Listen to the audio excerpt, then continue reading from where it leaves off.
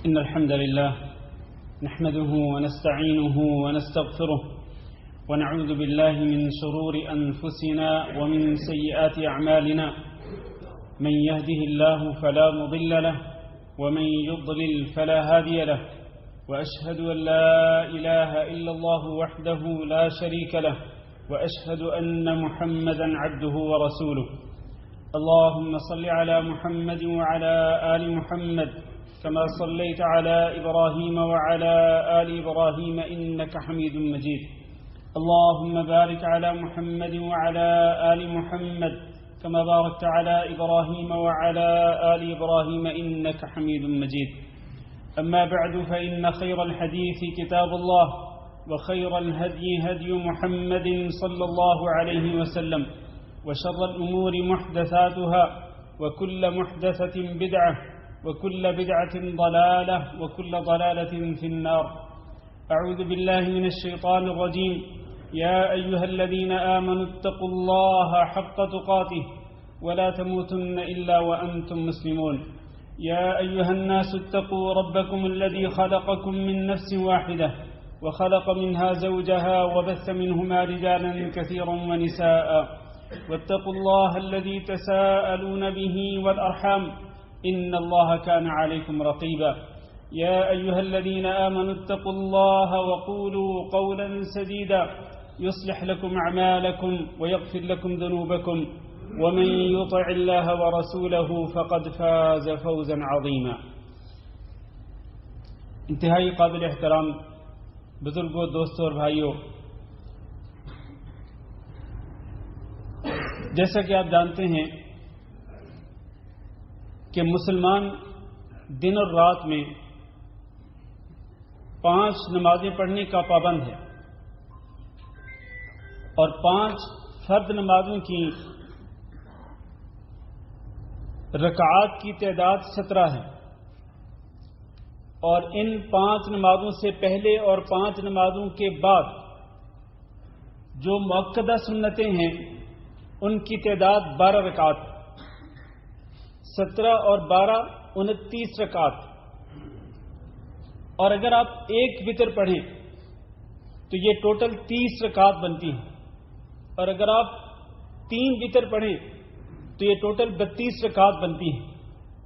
اور اگر آپ اس کے علاوہ نماز تہجد پڑھیں، نماز اشراق پڑھیں، نماز چاشت پڑھیں، عمومی نفل نماز پڑھیں تو وہ ایک الگ ہے. لیکن ایک مسلمان کم از کم 30 رکعات یا 30 سے زیادہ رکعات دن اور رات میں پڑھتا ہے. اور آپ کو یہ بھی معلوم ہے کہ ہر رکعت کے اندر سورۃ الفاتحہ کا پڑھنا فرض ہے کہ جس کے بغیر نماز نہیں ہوتی. اور سورۃ الفاتحہ کے اندر ہم میں سے ہر شخص یہ دعا کرتا ہے کہ اہدنا الصراط المستقیم صراط الذین انعمت علیہم، کہ اللہ ہمیں سیدھا راستہ دکھلا اور اس پر رہنمائی فرما اور اس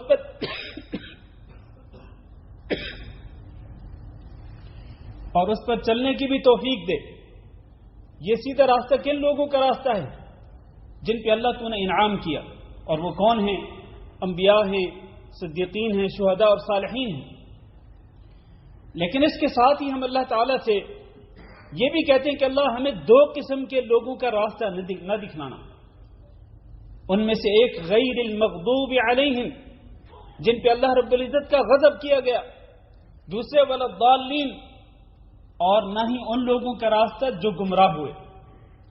کیا کبھی آپ لوگوں نے غور کیا ہے کہ یہ 2 قسم کے بدبخت لوگ کون ہیں کہ جن کے راستے سے بچنے کی دعا ہم دن اور رات میں کم از کم 30 مرتبہ کرتے ہیں، کم از کم 30 مرتبہ، کہ اللہ ہمیں ان 2 قسم کے لوگوں کا راستہ نہ دکھلانا اور ان کے راستے پہ نہ چلانا.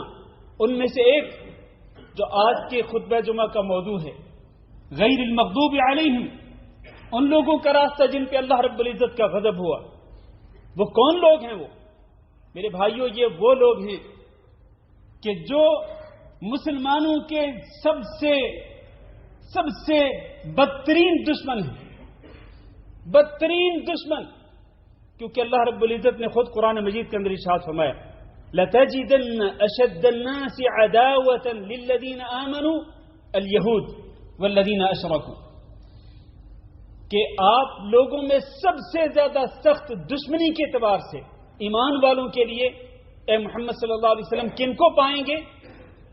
لَتَجِدَنَّ، اس میں دو تاکیدیں ہیں، لام اور نون، ضرور بھی ضرور آپ ایمان والوں کے سب سے جو بڑے دشمن آپ جن کو پائیں گے وہ کون ہیں؟ الیہود، وہ یہودی ہیں، یہ وہی ہیں غیر المغضوب علیہم، جن پہ اللہ تیرا غضب ہوا، اللہ ہمیں ان کے راستے پہ نہ چلانا، یہ وہی یہودی ہیں۔ اور آپ غور کریں، اللہ نے سب سے پہلے ایمان والوں کا سب سے بڑا دشمن کن کو بتلایا؟ یہود، اور اس کے بعد والذین اشرکوا، اور وہ لوگ جنہوں نے شرک کیا۔ گویا کہ وہ سب سے پہلے مکہ کے مشرک جو ہیں وہ بھی اسلام دشمنی کے اندر دوسرے نمبر پہ آتے ہیں، اس دور کے اندر بھی وہ دوسرے نمبر پہ آتے تھے، اس دور میں بھی اسلام کے ایمان والوں کے سب سے بڑے دشمن یہودی تھے، باوجود اس کے کہ وہ مکہ مکرمہ کے اندر نہیں پائے جاتے تھے۔ مکہ کے اندر تو مشرک ہی تھے، یہودی نہیں تھے، یہودی مدینہ منورہ کے اندر تھے، لیکن اللہ رب العزت نے ایمان والوں کو ان کی دشمنی سے ڈرایا، اور ایمان والوں کو اللہ رب العزت نے یہ ہدایت دی، اللہ نے یہ تعلیم دی، یہ حکم دیا کہ آپ دن اور رات میں کم از کم 30 مرتبہ اللہ تعالیٰ سے یہ دعا مانگیں کہ اللہ ہمیں ان بدبخت لوگوں کے راستے پہ نہ چلانا جو کہ اسلام کے اور اہل ایمان کے سب سے بڑے دشمن ہیں۔ ان کی دشمنی کتنی زیادہ ہے، اللہ تعالیٰ نے قرآن مجید کے اندر ارشاد فرمایا قد بدت البغضاء من افواہہم وما تخفی صدورہم اکبر، کہ ان کے منہوں سے ان کا بغض اور ان کی دشمنی ظاہر ہو چکی ہے۔ اور آج کے حالات کو دیکھ کر ہم یہ کہتے ہیں کہ ان کے اعمال سے ان کی جس طرح سے یہ جنگ کر رہے ہیں، جس طرح یہ غزہ کے اندر مسلمانوں کو ذبح کر رہے ہیں، جس طرح غزہ کے مسلمانوں کے اوپر یہ ظلم کے پہاڑ توڑ رہے ہیں، ان کے ان اعمال کو دیکھ کر یہ کہا جا سکتا ہے کہ ان کے اعمال کے ذریعے ان کی دشمنی بالکل واضح ہے، لیکن ابھی بھی ان کے دلوں کے اندر جو کچھ چھپا ہوا ہے وہ اس سے بھی کہیں زیادہ ہے۔ یعنی آج ہم جو کچھ دیکھ رہے ہیں یہ کم ہے، ان کے دلوں میں جو کچھ چھپا ہوا ہے اور یہ جو کچھ کرنا چاہتے ہیں، جو ان کی پلاننگ ہے، جو ان کی منصوبہ بندی ہے، یہ جس طرح اسلام کو اور مسلمانوں کو دنیا سے مٹانا چاہتے ہیں اور جس طرح یہ مسلمانوں کو تباہ اور برباد کرنا چاہتے ہیں، وہ جو ان کے دلوں کے اندر چھپے ہوئے منصوبے ہیں وہ اس سے بھی کہیں زیادہ ہے۔ آپ اس سے اندازہ کر سکتے ہیں کہ یہ کس قدر خطرناک ترین دشمن ہیں مسلمانوں کے۔ آئیے سب سے پہلے ہم ان یہود کی وہ تاریخ جو کہ نبی کریم صلی اللہ علیہ وسلم کی زندگی میں تھی، ہم اس پہ سرسری نظر ڈالتے ہیں اور پھر آگے اس موضوع کو بڑھاتے ہیں۔ نبی کریم صلی اللہ علیہ وسلم کے زمانے میں جب آپ صلی اللہ علیہ وسلم مدینہ منورہ کی طرف ہجرت کر کے آئے تو آپ کا سامنا مسلمانوں کے اس بدترین دشمن سے تھا، لیکن نبی صلی اللہ علیہ وسلم کی امن پسند جو پالیسی تھی اس کے تحت آپ صلی اللہ علیہ وسلم نے مدینہ منورہ میں آتے ہی ایک معاہدہ کیا تھا یہود سے، جس کو میثاق المدینہ کا نام دیا گیا۔ یہ میثاق المدینہ کیا تھا میرے عزیز بھائیوں؟ مختصراً یہ ہے کہ یہودیوں کے ساتھ یہ معاہدہ تھا کہ یہودیوں، مسلمان تمہیں اس مدینہ منورہ کے اندر رہنے کی اجازت دیتے ہیں، اور نہ صرف اجازت دیتے ہیں بلکہ مسلمان تمہاری جان، تمہاری عزت اور تمہارے مال کے تحفظ کی بھی گارنٹی دیتے ہیں، لیکن شرط کیا ہے؟ شرط یہ ہے کہ تم نے مدینہ منورہ کے اندر رہ کر تم نے پرامن طور پر رہنا ہے، اسلام کے خلاف، مسلمانوں کے خلاف تم نے کوئی سازش نہیں کرنی، اور تم نے مسلمانوں کے دین کا احترام کرنا ہے، تم نے دین کے شاعر کا مذاق نہیں اڑانا، اور اس کے علاوہ اگر باہر سے مسلمانوں پر مدینہ منورہ میں کسی کافر قوم نے حملہ کیا تو تم نے کافروں کے ساتھ نہیں دینا بلکہ تم نے مسلمانوں کا ساتھ دینا ہے۔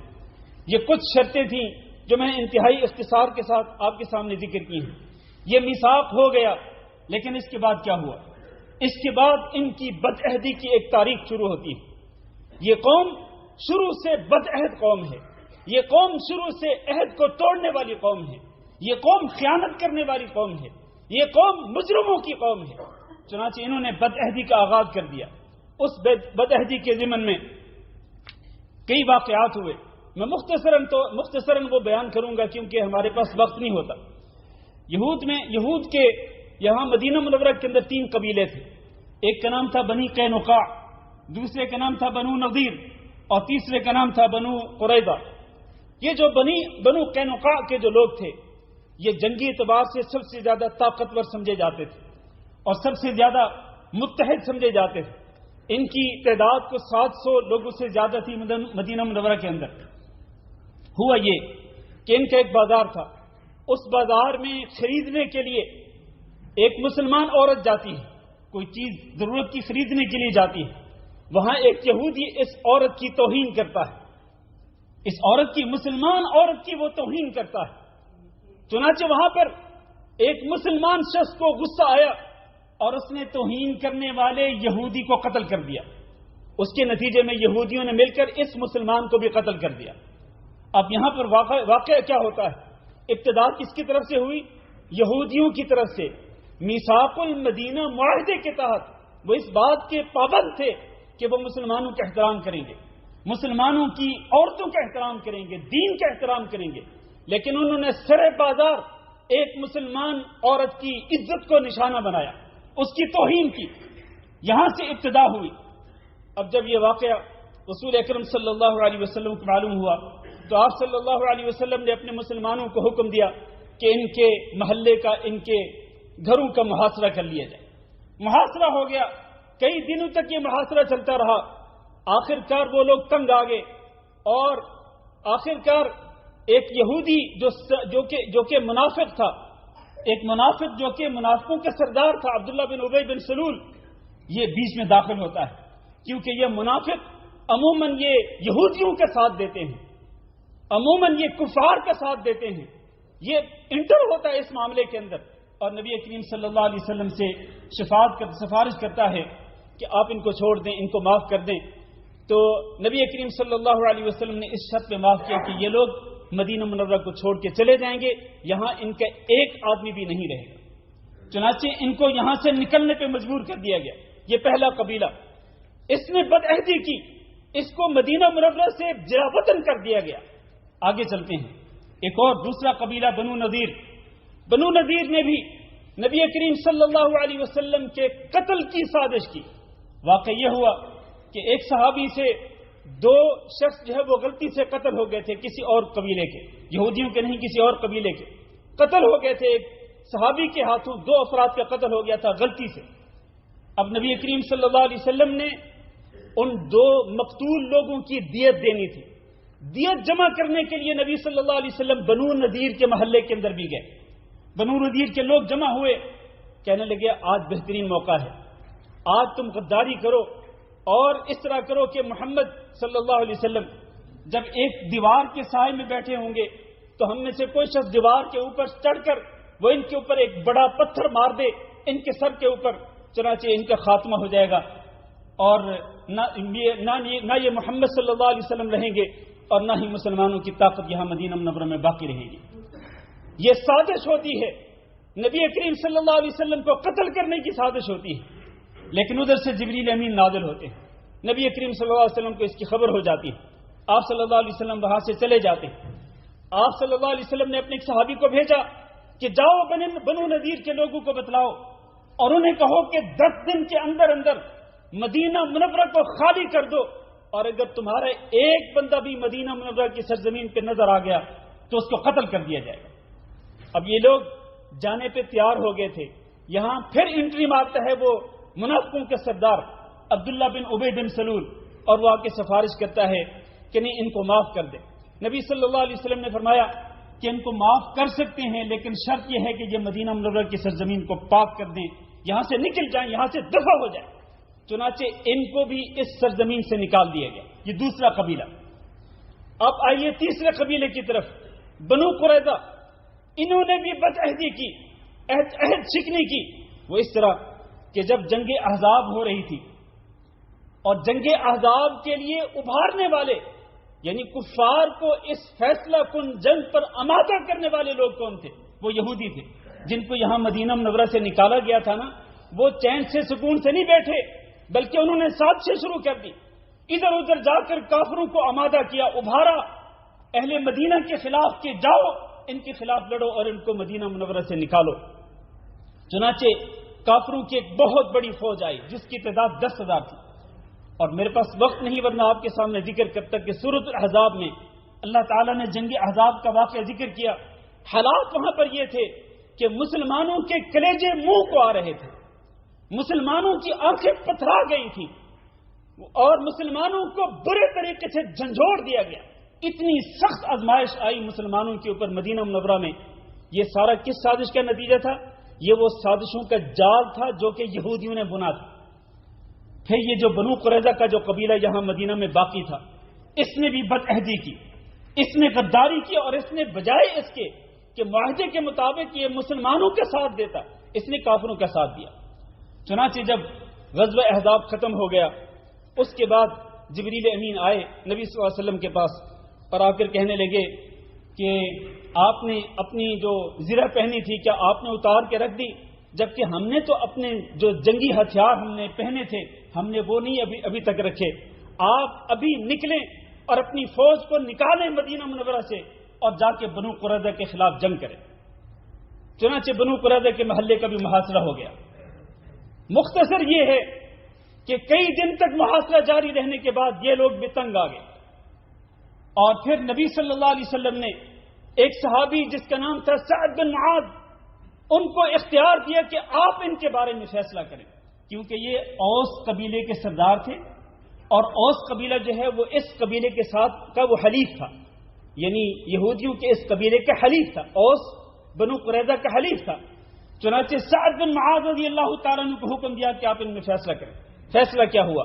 فیصلہ یہ ہوا کہ سعد بن معاذ نے کہا کہ ان میں جتنے مرد ہیں بالغ مرد ان کو اکٹھا کر کے ان کے سب کو قتل کر دیا جائے، اور ان کی عورتوں کو اپنی لونڈیاں بنا لیا جائے، اور ان کے جتنے اموال ہیں جتنے مال ان کے پاس ہیں ان سب پہ قبضہ کر لیا جائے، صرف ان کے بچوں کو اور صرف ان کے بچوں کو چھوڑ دیا جائے، اور ان کی جو عورتیں ان کو قیدی بنا لیا جائے۔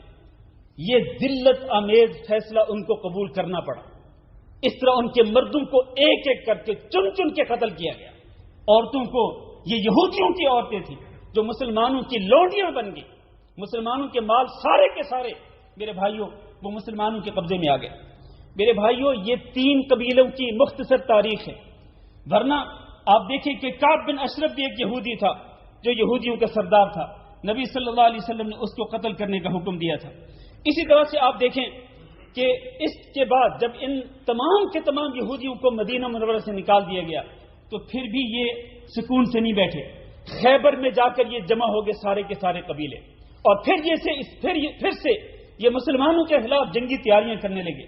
نبی صلی اللہ علیہ وسلم کو علم ہوا تو آپ ایک فوج لے کر خیبر پہ حملہ آور ہوئے، پھر خیبر کے قلعے بھی فتح ہو گئے، پھر وہاں سے بھی نبی صلی اللہ علیہ وسلم نے ان کو نکالنا چاہا، لیکن انہوں نے ریکویسٹ کی، نبی صلی اللہ علیہ وسلم سے اپیل کی کہ اللہ کے رسول ہمیں یہاں سے نہ نکالیے، ہمیں یہاں کی جو زمینیں ہیں جو اب مسلمانوں کی ہو چکی ہیں آپ یہ زمینیں ہمیں دے دیں، ہم مزارع بن کر یہاں پر رہیں گے، کاشت کریں گے ان زمینوں کو، جو آمدنی ہوگی اللہ کے نبی نے فیصلہ کیا کہ آدھی آمدنی تمہاری اور آدھی ہماری مسلمانوں کی ہوگی۔ تو یہ مزارع بن کر رہنے پہ مجبور ہوئے اور یہ ذلت کی زندگی گزارنے پہ مجبور ہوئے۔ میرے عزیز بھائیوں، یہی وہ یہودی تھے کہ ان کی ایک عورت نے نبی کریم صلی اللہ علیہ وسلم کو زہریلا گوشت کھلایا تھا۔ یہی جنگ خیبر کے بعد ہی ایک عورت نے نبی صلی اللہ علیہ وسلم کے پاس گوشت بھیجا تھا، وہ جو نبی صلی اللہ علیہ وسلم کو بہت ہی محبوب ترین گوشت تھا، اس کے اندر زہر ملا کر، اور آپ نے اس میں سے کچھ تھوڑا سا تناول بھی کیا تھا، اور پھر اس کا اثر کیا ہوا؟ نبی صلی اللہ علیہ وسلم کی وفات کا جب وقت آتا ہے تو عین وفات کے وقت نبی صلی اللہ علیہ وسلم نے یہ فرمایا تھا ما ازال اجد الم الطعام الذي اكلت بخیبر، وہ کھانا جو مجھے یہودی عورت نے بھیجا تھا اور میں نے اس سے تھوڑا سا کھا لیا تھا، آج بھی میں اس کھانے کا درد اپنے جسم کے اندر محسوس کر رہا ہوں۔ گویا کہ نبی صلی اللہ علیہ وسلم اس زہر کے زہریلے گوشت کے اثر سے آپ صلی اللہ علیہ وسلم کی وفات ہوئی، اور آپ کی وفات شہادت کی، آپ کی موت شہادت کی موت تھی، کیونکہ جس کو زہر دے کر مار دیا جائے اور وہ موحد ہو وہ شہید ہے۔ تو نبی صلی اللہ علیہ وسلم کی موت شہید کی موت تھی۔ میرے بھائیوں، یہی وہ لوگ تھے جنہوں نے نبی صلی اللہ علیہ وسلم پہ جادو بھی کیا تھا، اور یہی وہ لوگ تھے جنہوں نے مسلمانوں کے خلاف نبی صلی اللہ علیہ وسلم کی وفات کے بعد بھی سازشیں کی، اور یہی وہ لوگ تھے۔ میں آگے بڑھتا ہوں، بہت آگے آ جاتا ہوں۔ ابھی قریب ہی خلافت عثمانیہ جو ہے اس کو توڑنے والے یہی یہودی لوگ تھے، اور پھر اس کے بعد ان یہودیوں نے سازش کر کے فلسطین کی سرزمین پر اسرائیل جیسے ایک ملک کو قائم کیا اور یہاں پر یہودیوں کو آباد کیا۔ میرے عزیز بھائیوں، یہ یہودی کون لوگ ہیں؟ ان کے قرآن مجید کے اندر اوصاف کیا ہیں؟ میں مختصر طور پر بیان کرتا ہوں۔ یہ وہ لوگ ہیں جنہوں نے اللہ رب العزت کی توہین کی۔ اللہ تعالیٰ کے بارے میں انہوں نے کہا قالوا الذين قالوا ان اللہ فقیر ونحن اغنیاء، کہ اللہ فقیر ہے، اللہ محتاج ہے اور ہم اغنیاء اور مالدار ہیں۔ یہ یہودیوں نے کہا تھا۔ انہوں نے کہا تھا ید اللہ مغلولہ، کہ اللہ کا ہاتھ بندھا ہوا ہے۔ یہ اللہ رب العزت کی گستاخی کرنے والی قوم، اور یہی وہ تھے جنہوں نے نبی صلی اللہ علیہ وسلم کی بھی گستاخی کی۔ اللہ نے قرآن مجید کے اندر ان کی گستاخیوں کو ذکر کیا۔ اللہ نے فرمایا من الذین ہادوا یحرفون الکلم عن مواضعہ ویقولون سمعنا وعصینا، یہ کہتے تھے کہ ہم نے آپ کی بات سن لی لیکن ہم آپ کی بات نہیں مانیں گے، ہم آپ کی نافرمانی کریں گے۔ اب آپ دیکھیں، ایک بندہ ایک دوسرے بندے کے سامنے یہ کہے کہ میں آپ کی بات سنتا ہوں لیکن آپ جو بھی کہیں گے میں اس کی نافرمانی کروں گا، یعنی منہ پہ ہی بندہ کہہ دے، اب اس سے بڑی گستاخی کیا ہو سکتی ہے؟ پھر انہوں نے یہی نہیں بلکہ انہوں نے کہا واسمع غیر مسمع، آپ سنیں ہماری بات کو لیکن ہم بددعا کرتے ہیں کہ آپ کی بات کو کبھی نہ سنا جائے۔ یہ بھی گستاخی کی انہوں نے۔ اور تیسرا یہ کہ یہ کہتے تھے راعینا، راعینا کا لفظی معنی یہ ہے کہ آپ ہمارا خیال کیجئے، لیکن یہ اپنی زبانوں کو موڑتے ہوئے لیم بالسنتہم وطعنا فی الدین، یہ کیا کہتے تھے؟ راعینا، جس کا معنی کیا؟ ہمارا چرواہا۔ یہ گویا کہ نبی صلی اللہ علیہ وسلم کو کیا کہتے تھے؟ ہمارا چرواہا۔ تو اس طرح سے یہ بدتمیزیاں کرتے تھے، گستاخیاں کرتے تھے نبی صلی اللہ علیہ وسلم کی۔ اور یہ وہ قوم ہے جو عہد کو توڑنے والی قوم ہے، اللہ کی آیات کا انکار کرنے والی قوم ہے، نبیوں کی قاتل قوم ہے۔ حضرت زکریا علیہ السلام اور حضرت یحییٰ علیہ السلام، ان کو قتل کرنے والے یہی یہودی لوگ تھے۔ اللہ تعالیٰ نے قرآن مجید کے اندر یہ ساری چیزیں ذکر کی، لیکن میں آگے بڑھ رہا ہوں۔ یہی وہ لوگ ہیں کہ جو اللہ رب العزت کی کتاب کے فیصلوں کو ٹھکراتے تھے، اللہ کی کتاب کے فیصلوں کو ٹھکراتے تھے۔ یہی وہ لوگ تھے جو کہ اللہ تعالیٰ سے عہد کر کے، میثاق پختہ عہد کر کے، یہ پھر اس پختہ عہد کو توڑ دیتے تھے۔ اور بد عہدی کی تو ایک پوری تاریخ بھری پڑی ہے یہودیوں کی، اس کے لیے ایک الگ سے خطبہ چاہیے کہ ان لوگوں نے کس کس موقع پہ بد عہدی کی اور عہد شکنی کی۔ یہی وہ لوگ تھے جو اللہ رب العزت کے کلام کی تحریف کرنے والے تھے۔ ان لوگوں کے اندر تکبر بھی تھا، ان لوگوں کے اندر حسد بھی تھا۔ حسد کس چیز سے تھا؟ یہ چاہتے تھے کہ آخری نبی آئے تو ہمارے اندر آئے۔ عرب کے اندر آخری نبی کیوں آیا؟ اس سے وہ حسد کرتے تھے، اور وہ چاہتے تھے کہ یہ لوگ، یعنی جو لوگ مسلمان ہو چکے تھے، نبی صلی اللہ علیہ وسلم کی نبوت پہ ایمان لا چکے تھے، وہ چاہتے تھے کہ یہ کافر ہو جائیں، یہ مرتد ہو جائیں، جس طرح کہ وہ خود کافر تھے، وہ چاہتے تھے کہ یہ مسلمان بھی کافر ہو جائیں۔ ان کو حسد تھا ان کو۔ اسی طرح یہ حق و باطل کو مکس کرنے والی قوم تھی، سچ اور جھوٹ کو مکس کرنے والی قوم تھی۔ اور آج آپ دیکھیں میرے عزیز بھائیوں، سوشل میڈیا پہ جس طرح سچ اور جھوٹ کو مکس کر کے بیان کیا جا رہا ہے کہ اصل چیز کیا ہوتی ہے، لیکن یہ فیک ویڈیو بنا کر، یعنی پیچھے پس منظر کچھ اور ہوتا ہے حقیقت میں، لیکن یہ فیک ویڈیوز بنا کر یہ دھوکہ دینے کی کوشش کرتے ہیں، شکوک و شبہات پھیلاتے ہیں، جھوٹ اور اسی طرح باقی چیزوں کو جو ہے یہ ہوا دیتے ہیں اور ان کو پھیلاتے ہیں۔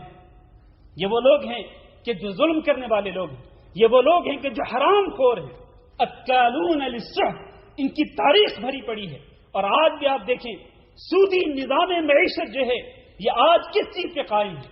یہ ان بینکوں کی بنیاد پہ قائم ہے جن بینکوں کے مالک اور مالیاتی اداروں کے مالک جو ہیں وہ بڑے بڑے یہودی ہیں۔ آپ کو سن کر یہ حیرانگی ہوگی کہ پوری دنیا کے اندر یہودیوں کی تعداد جو ہے وہ صرف 1.5 کروڑ، 1.5 کروڑ پوری دنیا کے اندر۔ اور ان 1.5 کروڑ یہودیوں میں سے صرف 82 لاکھ، یعنی آدھے سے زیادہ یہودی جو ہیں وہ صرف اسرائیل کے اندر ہیں، اور جو باقی ہیں وہ پوری دنیا کے اندر ہیں۔ لیکن وہ ایسے مالیاتی اداروں پہ قابض ہو کے بیٹھے ہیں، بینکوں پر اور بڑے بڑے جو فنڈز کے جو ادارے ہیں، عالمی مالیاتی ادارے، ان پہ قبضہ کر کے بیٹھے ہیں. اور اس پورے بینکاری کا جو نظام ہے، مالیاتی اداروں کا جو نظام ہے، وہ اس کی بنیاد کیا ہے؟ اس کی بنیاد سود ہے. یہ سود کھانے والے اور حرام کھانے والے لوگ ہیں. اللہ تعالیٰ نے قرآن مجید کے اندر اس کا بھی ذکر کیا ہے. یہ برائی سے بجائے اس کے کہ برائی سے منع کریں، یہ برائی کا حکم دینے والے لوگ ہیں. یہ برائی سے منع نہیں کرتے، برائی کا حکم دیتے ہیں. یہ کافروں کے دوست ہیں، زمین کے اندر فساد پھیلانے والے ہیں. کلما اوقدوا نارا للحرب اطفأها اللہ ويسعون في الارض فسادا واللہ لا يحب المفسدین. یہ ہمیشہ چنگاریاں پھینک کر یہ ہمیشہ جنگ کی آگ کو بھڑکانے کی کوشش کرتے ہیں اور پیچھے بیٹھ کر کے یہ مزے لیتے ہیں. تو یہ فساد پھیلانے والی قوم ہے. میرے عزیز بھائیوں، میرے بھائیوں، یہ سب کچھ میں کیوں بیان کر رہا ہوں؟ اس لیے بیان کر رہا ہوں کہ آج دکھ اور افسوس سے کہنا پڑتا ہے کہ بہت سارے مسلمانوں میں سے کئی لوگ ایسے ہیں کہ کہتے ہیں او جی یہ بھی تو آخر ایک آسمانی کتاب کے پیروکار ہیں نا، آخر ان کے پاس بھی تو ایک آسمانی مذہب ہے نا، آسمانی مذہب کے پیروکار. تو گویا کہ یہود جو کہ بدترین اور انتہائی خبیث ترین قوم ہے، پلید اور ناپاک قوم ہے، مسلمانوں کے سب سے غلیظ اور سب سے سخت ترین دشمن ہیں، ان کے بارے میں مسلمانوں کے ذہنوں کے اندر آج یہ خیال پایا جاتا ہے اور جی ان کے اندر کیا برائی ہے؟ آخر یہ بھی تو آخر اسلام کی طرح ایک آسمانی مذہب کی پیروی کرنے والے ہیں اور ایک آسمانی کتاب کی پیروی کرنے والے ہیں، جبکہ یہ اسلام کے سب سے بدترین دشمن ہے. میرے عزیز بھائیوں، اللہ رب العزت نے ان پہ عذاب کو مسلط کر دیا. یہ ایک عارضی طور پر یہ ایک صورتحال ہے کہ اس وقت وہ لوگ غالب نظر آتے ہیں، مسلمان مغلوب نظر آتے ہیں، مسلمان مظلوم نظر آتے ہیں، لیکن یہ ایک عارضی ایک پیریڈ چل رہا ہے میرے بھائیوں. اور اس کی بھی وجہ یہی ہے کہ ہم نے اپنے آپ کو بگاڑ ڈالا ہے، ہمارے عقیدے خراب ہو گئے، ہمارے اندر بدعملی آ گئی ہے. جو اعمال ان کے اندر تھے وہی اعمال آج ہمارے اندر بھی پائے جاتے ہیں. وہ سود خور تھے، ہم بھی سود خور بن گئے. وہ حرام خور تھے، ہم بھی حرام خور بن گئے. وہ جھوٹ بولتے تھے، ہم بھی جھوٹ بولنے والے بن گئے. وہ غداری کرنے والے لوگ تھے، ہم بھی غداری کرنے والے لوگ ہیں.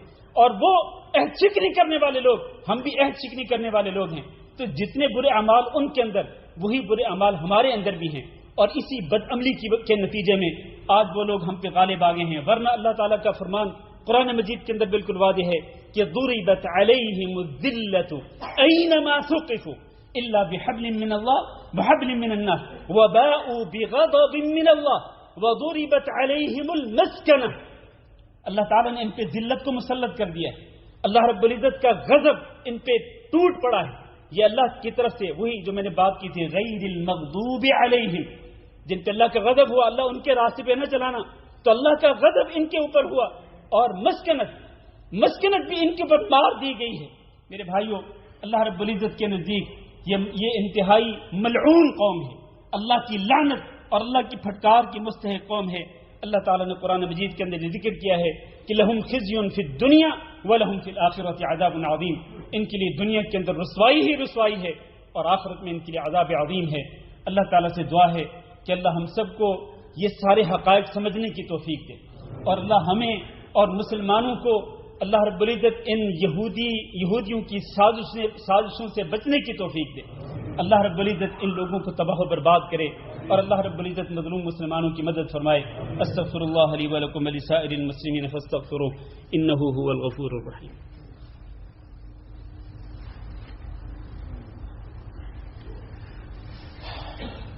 ان الحمد لله نحمده ونستعينه ونستغفره ونعوذ بالله من شرور أنفسنا ومن سيئات أعمالنا. من يهده الله فلا مضل له ومن يضلل فلا هادي له وأشهد أن لا إله إلا الله وحده لا شريك له وأشهد أن محمدا عبده ورسوله. اللهم صل على محمد وعلى آل محمد كما صليت على إبراهيم وعلى آل إبراهيم إنك حميد مجيد. اللهم بارك على محمد وعلى آل محمد كما باركت على إبراهيم وعلى آل إبراهيم إنك حميد مجيد. أما بعد، میرے عزیز بھائیو اور دوستو، اللہ تعالیٰ کا فرمان ہے وَيَمْكُرُونَ وَيَمْكُرُ اللَّهُ وَاللَّهُ خَيْرُ الْمَاكِرِينَ، کہ یہ لوگ سازشیں کرتے ہیں اور اللہ رب العزت تدبیر کرتا ہے اور اللہ بہترین تدبیر کرنے والا ہے. ان کی وہ اپنی سازشوں کے نتیجے میں وہ خود ہی تباہ اور ہلاک اور برباد ہوں گے. ان کی سازشیں خود ان پر پلٹنے والی ہیں انشاءاللہ تعالی. بس اس کی شرط کیا ہے؟ شرط یہ ہے کہ مسلمان اللہ کے دین کی طرف رجوع کر لیں، مسلمان اللہ کے دین کی طرف واپس آ جائیں، مسلمان شرک کو چھوڑ کر اللہ کی توحید کی طرف آ جائیں، مسلمان بدعات کو چھوڑ کر اللہ کے نبی صلی اللہ علیہ وسلم کی سنت کی طرف واپس لوٹائیں، مسلمان اپنی بدعملیوں کو چھوڑ کر وہ نیک اعمال کی طرف آ جائیں. اگر مسلمان اپنے عقیدے اور اپنے اعمال کی اصلاح کر لیں تو پھر آج جو ذلت مسلمانوں کے اوپر چھائی ہوئی ہے، یہی ذلت پھر یہ ان یہودیوں کی طرف واپس لوٹنے والی ہے.